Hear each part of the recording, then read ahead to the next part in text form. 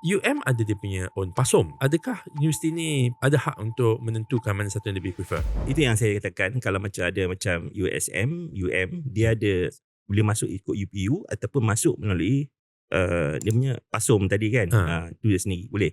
Dan mesti dia Asasi dia sendiri. mesti dia utamakan asasi dia atau matrikulasi dia lebih kan, sebab mereka dah masuk dah biasa dengan sistem di UM.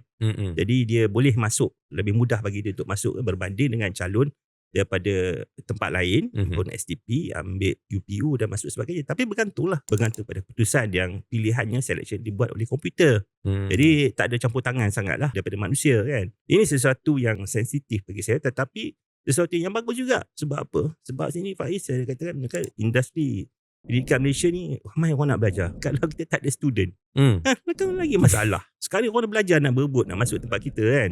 Alhamdulillah lah kan. Daripada kes ni, yang bagus apa yang nampak adalah sistem UPU ni diperbincangkan.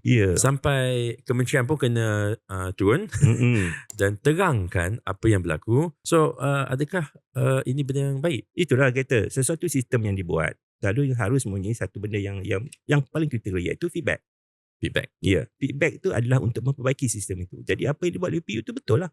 Dia buat okey, dia turun padang, dia jelaskan ini sistem dia, ini benda yang kami gunakan untuk membuat pilihan yang dimasukkan dalam sistem. Jadi semua orang faham, transparent kan. Jadi tolong bagi cadangan bagaimana kami perlu membaiki lagi. Kan? That is what we call system feedback.